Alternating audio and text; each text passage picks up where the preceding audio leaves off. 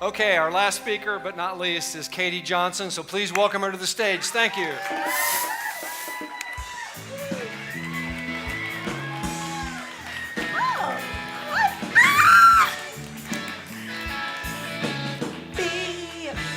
No singing.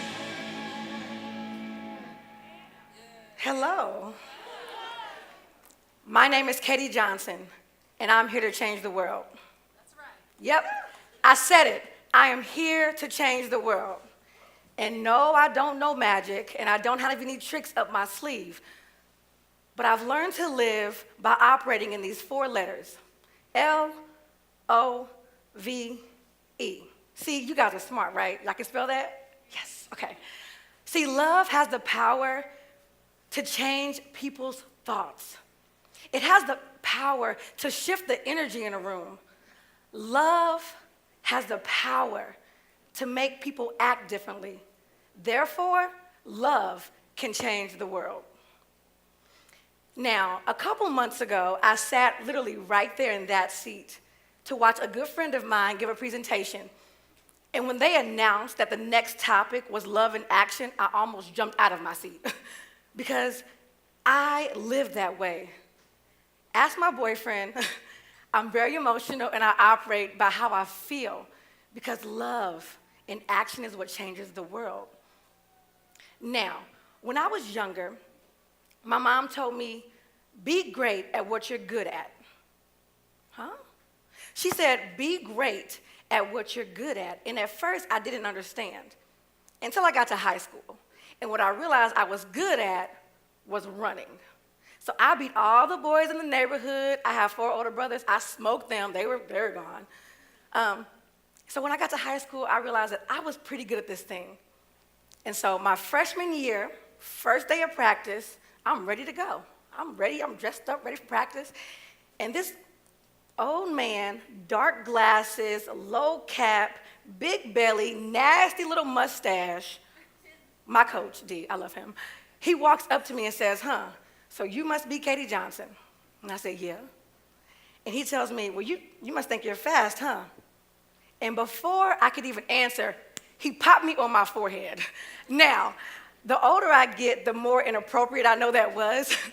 But what I think he meant to say was, you're good, but I can make you great. And you're fast, but with my training, I can make you faster. And for the next 4 years, that is exactly what he did. He taught me how to breathe when I ran.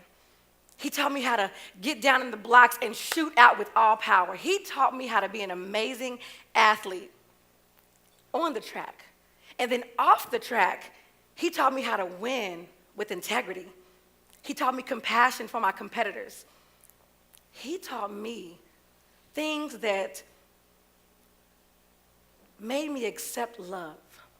So what I've learned about love is doing 3 things with love. That's what changes the world. 1, we have to learn to accept love, right? So in a world where things are always going crazy, when people tend to love us, what do? Put our hands up. No, I don't want that. I'm a little nervous. Don't love me, right? 2, we have to learn to give love openly, honestly, and genuinely. And then 3, we have to learn to love ourselves. Because what my mom also taught me was, you cannot pour from an empty cup. Anybody ever heard that saying? I can't give the love that I don't have. And so I have to learn to love myself. And today, I'm excited about sharing stories about receiving love, giving love, and loving yourself. So back to the guy with the nasty mustache, okay? So part of my story is I was sexually abused by my father. And so you have to understand that this man who's teaching me all these things is a man that I have to learn to accept love from, and that was very difficult. But as I grew and I learned him, he learned me, our relationship went from more of a coach and athlete to a father-daughter. He was at family functions. He went to my high school graduation. When I graduated college, he was there. I just couldn't get rid of him, basically. And when things happened in my life, I always wanted to call Coach D. So my junior year of college, I had the opportunity to study abroad in Australia. Anybody ever gone? Beautiful, right? Yeah. So I'm from Evansville, never gotten on a plane. I was so excited to go that I packed my mom's car 3 days early. Mistake made, okay? The day before I was supposed to go, my mom's car was broken into. Passport, money, documents, my books that I was going to use when I went to study abroad, everything. Horrible, right? We called the newspaper, we called the news, we wrote the paper, we put out rewards for my passport, nothing. So here I am, heartbroken. I call Coach D. I'm like, Coach, I know I told you I was going to Australia. I'm not going. It's not going to happen. He asked me one question. Do you want to go? I said, yes, but blah, blah, blah, blah, blah, blah, blah. All the reasons why I couldn't go. He said, are you done crying about it, Katie Johnson? I said, maybe. I don't know. Maybe. He asked me again, do you want to go? This time I said yes with a period. Be ready at 8 o'clock in the morning, he told me. The next morning, him and his blue truck stick shift, we drove to Chicago. He got me an expedited passport. He paid for a new flight. His dad made me this big barbecue. I slept good. And then the next morning, he took me to the O'Hare International Airport and told me to have a great time. So once again, I'm like, wait, what is your deal? Trying not to take love from him. I said, I will pay you back every penny. He said, no, you won't. You'll do a couple things for me. One, you will go to Australia and have a great time. I did. 2, you will graduate college. And 3, you will help others. Now, the having fun part, there are so many things that I can't tell my mom that I did while I was in Australia. I won't tell you either, babe. I won't tell you those things. But I took that to heart. And so when I finished school, I became an educator. And for the last 7 years, I've taught at a charter school here in the city. And when I tell you there are some things that you learn when you are a teacher, any teachers here? Okay, so I'm talking to you now. You ready? So I've learned that 1, you have to be extremely patient, right? I woosah all the time. I practice that. 2, the students who work your nerves the most come to school every day, right? Is that true? For me. I don't know about y'all, but for me. And 3, if a teacher ever tells you that they don't have any favorite students, they are lying. Okay? Is that true, right? Because after 7 years of teaching, there's 2 students who, no matter what I do in life, they will always be a part of my life. And I would like to share their stories with you if you don't mind. Okay? Can I? Perfect. So 1, we have Miss Highland. I'm going to start with Miss Green. Miss Green, I'll start with Miss Green. She was spunky, energetic, loved to talk. Basically, she worked my last nerve, and I loved it every time, okay? But she was one of those kids that came to school every day. So in about late September, she missed a day of school. And okay, maybe she's sick, I don't know. She missed another day of school the next day, and I was like, well, this is not like her. I tried to call her mom, no answer. I called her cell phone, no answer. So I started asking our students in class, and they told me that 2 days ago, Miss Green's brother was shot and murdered in her apartment complex, literally a walk across the street from my school. And so at that point, this is my 2nd year teaching. I'm inexperienced. I've made a lot of mistakes, but I love this little girl. I loved her. And the actions that came from me loving her was me having my class, writing her notes and her family. We miss you. We love you. We wish you'd come back. We're sorry for your loss. Me grabbing those notes and walking my inexperienced self across the street to her apartment complex. I knocked on the door, and when I went in, she was cooking her younger siblings' lunch. I gave her a hug, and I said, are you okay? She told me no, which is understandable. I said, do you need anything? At first she said no, but then she said, well, Miss Johnson, my mom hasn't left her room since my brother died, and we don't have any food. So step 1 was, I'll take care of that. Step 2 was, so your mom hasn't left her room in 2 days. So I had to make a decision Do I sit here and go back to school like, okay, I'm going to get them groceries and I'm done? Or do I try to conquer the world maybe and walk up the stairs to a mother who is grieving her child's loss? What do you think I did? Well, being Katie Johnson, thinking I can do everything, I'll walk right up those stairs. And I knocked on the door and I said, Miss Green, it's Miss Johnson. Can I come in? I just want to talk to you. And she said no. Understandable. I knocked again and I said, please, Miss Green, I just want to talk. She said no. And right when I was about to turn around, I said, Miss Green, I just want to pray for you. And there was silence. She said, come in, Miss Johnson. We didn't say a word to each other. I just got up there and I kneeled down next to her bed.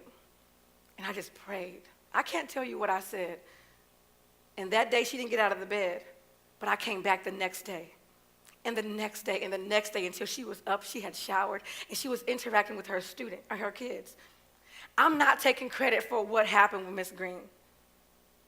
It was the love that I had for her that made me step out of my comfort zone to think that I can conquer the world to help her get moving again. That is what love in action is. It is you being uncomfortable. Because I was nervous as I don't know what when I walked up those stairs. But their lives are forever changed. As I said before, we will change the world when we love each other. My next student is Miss Holland. Now, they say that the students that kind of get under your skin the most remind you most of yourself, right? Well, if I would hold a mirror up to my personality and her personality, we would be twins because she worked my nerves till there was no nerve left. One day, story about her. Any teachers understand that I was very inexperienced, so you don't get to judge me. I don't do these things anymore. Second year teaching, group of 8th graders, end of the day, homeroom. Miss Green, Miss Holland, was talking.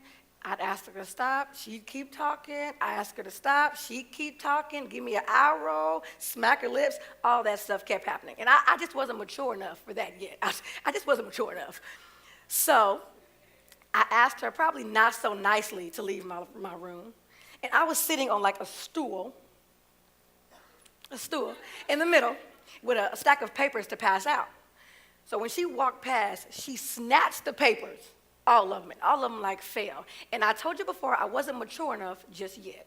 So before I even knew what I was doing, I was up off the stool with her collar in my hands. I know, bad teacher moment. I know.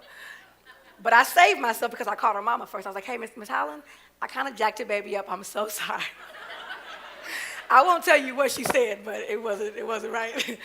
Anywho, but based on that experience, we built a strong relationship. One, because I had to call her mom all the time. But two, because she knew that I believed in her and I would not give up on her. No matter how much she talked, smacked her lips, rolled her eyes, I'd be right there with a very high standard. So when she finished 8th grade, I told her and her family, baby girl, not if, but when you graduate high school, when you realize what you have inside of you, I will personally take you dorm room shopping. Now, if teachers know we don't make a lot of money, so anything in the dorm room, came out of my pocket. It was exciting. A couple months ago, we spent a Saturday going from store to store to store, buying things for her dorm. Now, what these girls don't know, they think that Miss Johnson, she always gives to me, that she's my mentor. They don't know that they pour into me just as much. And so Coach D taught me how to receive love, right? How to allow people to do for me. Miss Green and Miss Holland taught me how to give love, to step outside of my comfort zone and to do for others with no expectation in return. And so the third thing is to love yourself. As I said before, you cannot pour from an empty cup, okay? So I don't know what your thing is, if you like to write poetry or sit by a fire with a glass of wine or go play tennis. She's back there somewhere. Whatever it is that you need to do to fill yourself up so that you can give to others later, do it.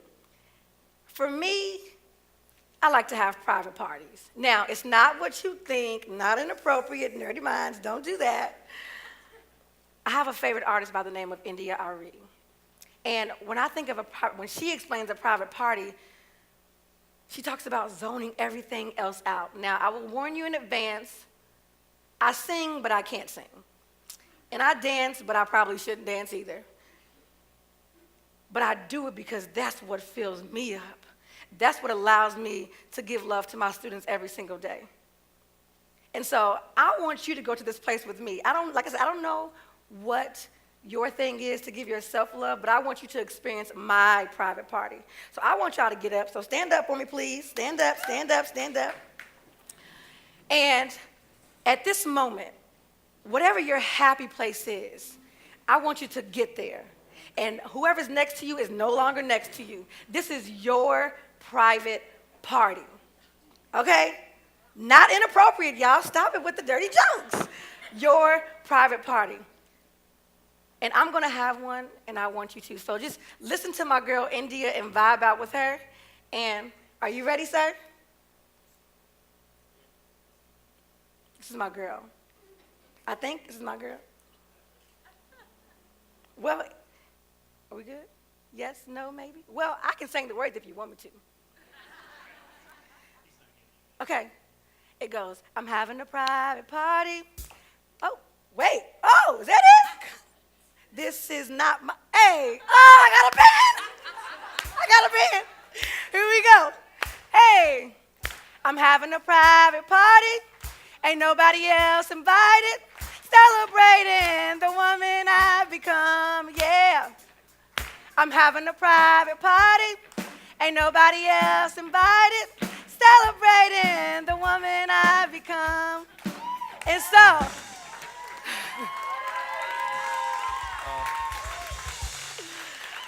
once again, I just want to say thank you for being a part of my love in action.